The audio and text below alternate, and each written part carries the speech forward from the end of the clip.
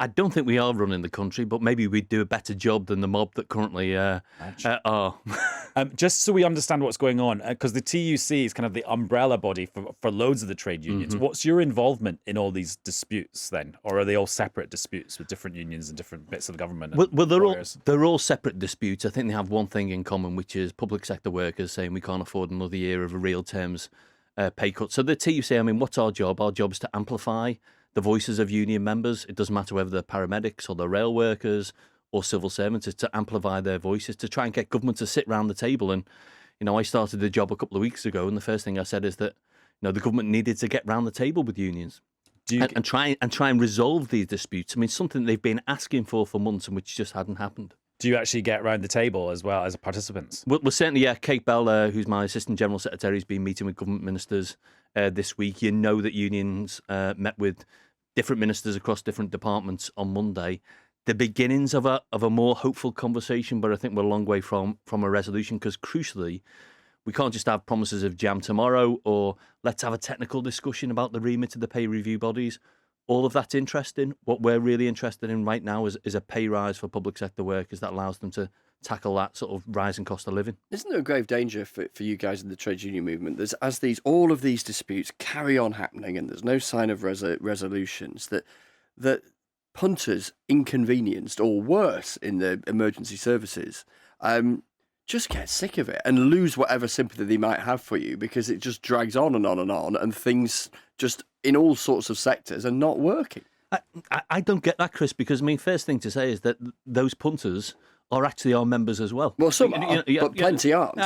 But they'll have family members who are paramedics or who work on the railways or who work in the civil service. And, our members do use those services day in, day out. Now, obviously, the last thing any of our members want is to sort of be on strike forever or indefinitely or whatever. But, I think that most of the public, and this is borne out by the support in terms of the polls. Well, it is now. I suppose what I'm thinking is where it goes. Well, my hope would be that we resolve these disputes, but it's not resolving those disputes at any cost. What we want to see is pay in the pockets of public sector workers. And crucially, this is all about the future of those services as well. I mean, 300,000 vacancies now in social care and the NHS. The government's got to fix that staffing crisis, and it's not going to be fixed with a real terms pay cut for people who work in public services. You talk about more money, and yet when I speak to people in government privately, and they say, look, there isn't any more money, and that theory has been tested, because the previous Prime Minister Liz Truss tried one way to get more money, which is to borrow, and all hell broke loose on the financial markets. Is there an appetite for people to pay more tax when the tax burden's the highest it's been in decades and decades and decades? There just isn't the money. And plenty of people in non-unionised sectors of the economy are also struggling. So why should those in trade unions be handed more money? Is there an appetite for ordinary working people to pay more tax? Absolutely not. Is there an appetite for those with the broader shoulders to pay more tax? I think there's an argument there is. I mean, in Spain, they've just introduced a new wealth tax on those who hold more than 3 million euros. We've set out, actually, we think if you taxed wealth, capital gains tax, if it was equalised with income tax, would generate around about £15 billion a year. We've just seen the results today from Centrica. They won't be a one-off. Those oil and gas giants are coining it in, and the government could do more to tax them if they wanted to. So, I mean, you know this, Chris. Politics is all about choices. I just think the government's made the wrong ones. Talking about choices, the other thing that is sort of sitting there in the discussion at the moment is this planned new law from the government around minimum safety or service levels in various sectors, half a dozen sectors. A newscaster, a listener might think, that seems perfectly reasonable. There should be some legal benchmark that ensures if ambulance workers are going on strike, certain levels of emergency are provided for, and it is written down in law, not cobbled together in a negotiation involving lots of different trusts the night before.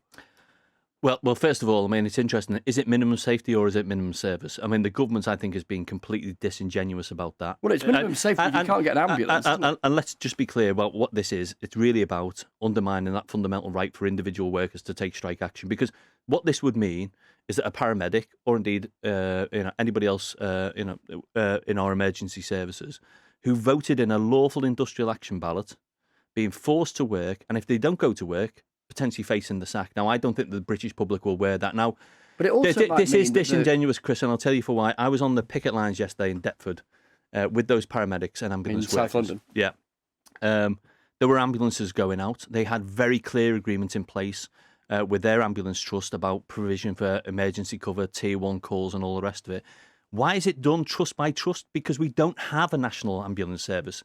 I mean, is Stephen Barclay going to sit in Whitehall and determine what's appropriate in different parts of the country with different needs and different provision?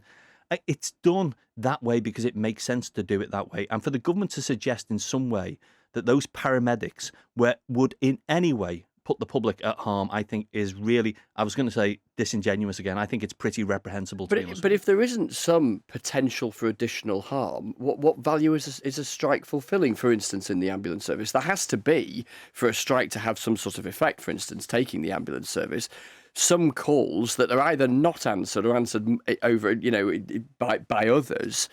In other words, a service that's not as good for some people as it would be on a non-strike. But of course, the service isn't as good. But we know that, so that means harm. We know our ambulance service is in crisis every day, not just when people take strike action. And that's an argument to be had. I get no, that. it's not a separate argument though, because those paramedics, I was speaking to them on the picket line, people leaving their job, people retiring early, can't afford to carry on doing that job. The government aren't going to help themselves in any way by just making it more difficult to legislate out strike action in the ambulance service. I mean, I get the current state of the ambulance service beyond a particular striking day is part of this argument, and the government faces big questions about that. But it is separate from the principle of harm, isn't it? And having a legal benchmark against which an ordinary person can be certain that on a striking day in an ambulance service, they're going to get the help that they need.